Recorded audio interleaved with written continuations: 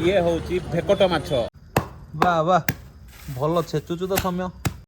ଦେଶୀ ମାଛ ପୋଡ଼ା। ହ୍ୟାଲୋ ଫ୍ରେଣ୍ଡସ୍, ହାଏ। ଆମେ ଅଛୁ ବର୍ତ୍ତମାନ ଜଳେଶ୍ୱର ମାର୍କେଟ। ତ ୱେଲକମ୍ କରୁଛି ଆଉ ଗୋଟେ ବ୍ଲଗକୁ, ଯୋଉଟାକି ଆମ ଆଜି ରାତିର ପ୍ଲାନ୍ ହେଇଛି କ'ଣ? ମାଛ ପୋଡ଼ା। ଆଜି ମାଛ ପୋଡ଼ା ହଠାତ୍ ଗୋଟେ ପ୍ଲାନ୍ ହେଲା। ସମୟର ଡିମାଣ୍ଡରେ ପ୍ଲାନ୍ ହେଇଯାଇଛି। ଏଠି ମାଛ ଦେଖିକି ମାର୍କେଟଟା ଗୋଟେ ମାଛ ମାର୍କେଟ ଅଛି, ଦେଖିକି ବହୁତ ଇଚ୍ଛା ହେଲା ମାଛ ଖାଇବା। ଚଲୋ ମାଛ ସପିଂରେ ଯିବା। ବହୁତ ସାରା ମାଛ ଆମର ଏଇଠି। ବହୁତ ସାରା ମାଛ, ବହୁତ ଭେରାଇଟିର ମାଛ। ସବୁ ମାଛ ଏକା ଦେଖାଯାଉଛି ତ ଜାଣି ହେଉନି ମାଛ। ଏତେ ଗୁଡ଼େ ଭେରାଇଟି ମାଛ। ମାଛ ମାର୍କେଟରେ ଅଛୁ।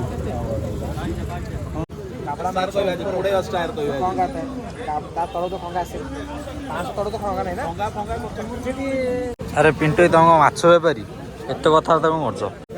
ତମକୁ କେମିତି ବେପାରରେ ବସିବି ତ ବ୍ଲଗଟା କରୁଛ ସେଇଥିପାଇଁ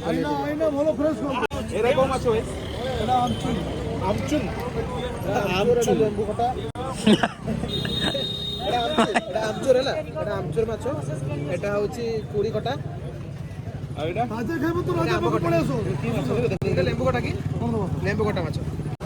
ଇଏ ହଉଛି ଭେକଟ ମାଛ। ଲମ୍ବା ଲମ୍ବା ମାଛ, ଛୋଟ ଛୋଟ ମାଛ। ଖଣ୍ଡା।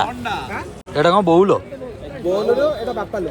ଓହୋ, ଭେରାଇଟି ମାଛ ନା ଶୁଣିବା ପାଇଁ ମିଳୁଛି ଏଇଠି। ବୋଲୋ, ବାପାଲୋ, ମାଲୋ, ଦେଖଲୋ, କିଏ କିଏ ସବୁ ଜାଣିଲ। ଶାଳପତ୍ରୀ। ଆମର ଏବେଳେ ପୁଟଳ କହୁଛନ୍ତି, ବାଗଳା କହୁଛନ୍ତି। ପୋଟଳ ଆଉ ବାଗଲା କି ମାଛ ଗୋଟେ ଆମେ ଖାଉଛେ, ନେଇଯାଉଛେ।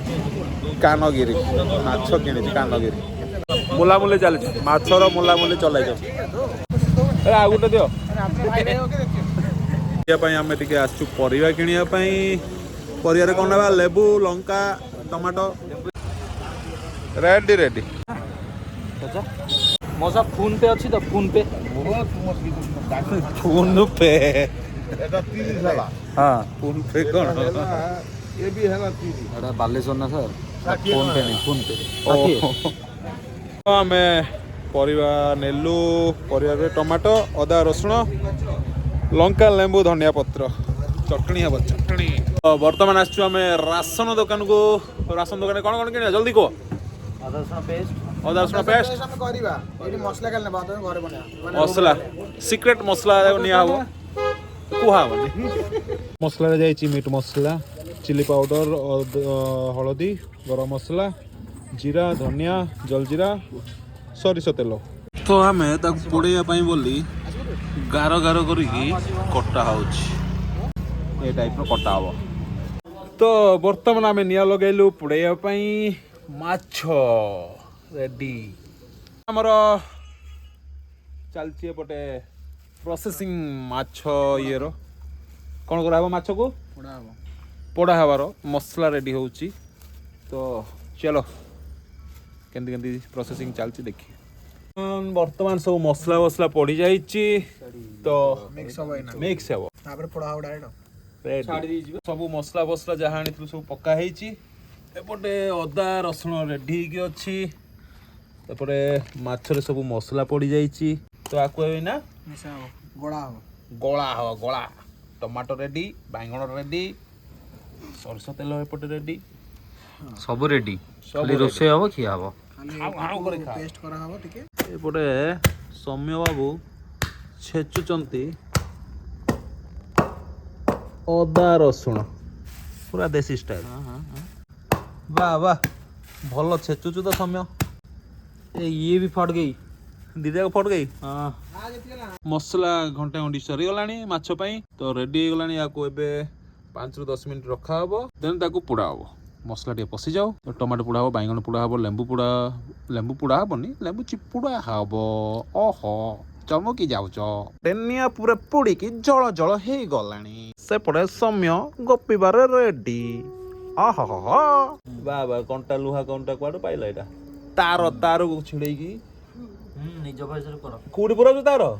ମାଛଟା ନିଆଁ ଉପରକୁ ଚାଲି ଯାଇଛନ୍ତି, ସେ ପୋଡ଼ିବା ପାଇଁ ରେଡ଼ି ଅଛନ୍ତି। ସିଝିଲା ପରେ ଆମେ ମାନେ ଖାଇକି ଟେଷ୍ଟ କରି କହିବା କେମିତି ଥିଲା ମାଛର ପୋଡ଼ା। ବାଇଗଣ ପୋଡ଼ା ହବ, ଲଙ୍କା ପୋଡ଼ା ହେଲାଣି, ରସୁଣ ପୋଡ଼ା ହବ, ଅଦା ପୋଡ଼ା ହବ, ରେଡ଼ି କରାହବ। ରେଡ଼ି ବାଇଗଣ ଚୋଖା ରେଡ଼ି କରାହଉଛି। ଆମର ଏପଟେ ଏବେ ପୋଡ଼ାପୋଡ଼ି ସରିଗଲାଣି ସବୁ ଖିଆପିଆ ଚାଲିଛି ଶିବ ଏପଟେ ଠିଆ ହେଇଛି ସମୟରେ ବସିଛି ପିଣ୍ଟୁ ସେପଟେ ଅଛି ଜେପି ସେପଟେ ନିଆଁ ଚାଙ୍ଗୁଛି ଏ ମାଛ ସବୁ ଖାଇଦେବ ରେ ଜେପି ଦେଖିକି ସବୁ ଖାଇଦେବ ଜେପି ସବୁ ଦେଖି କଞ୍ଚା ଲଙ୍କା ସାଙ୍ଗେ ମାଛ ଖାଉଛି ମାଛ ରେଡି ହେଇଗଲାଣି ତ ଟମାଟୋ ପୋଡ଼ା ଚାଲିଛି ଚଟଣି ହବ ତ କେମିତି ଲାଗୁଛି ଭିଡ଼ିଓଟା କମେଣ୍ଟ କର ଜଲ୍ଦି ଜଲ୍ଦି ଫଟାଫଟ ଆମକୁ ଆଜି ଯୋଉ ଜାଗାରେ ଅଛୁ ଛୁରୀ ମିଳୁନାହିଁ ତ ଲେମ୍ବୁଟା କେମିତି କାଟିଲେଣି ଦେଖ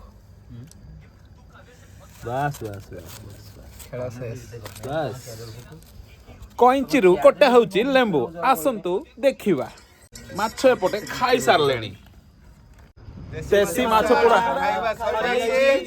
ब्लॉग को लाइक शेयर सब्सक्राइब कर दो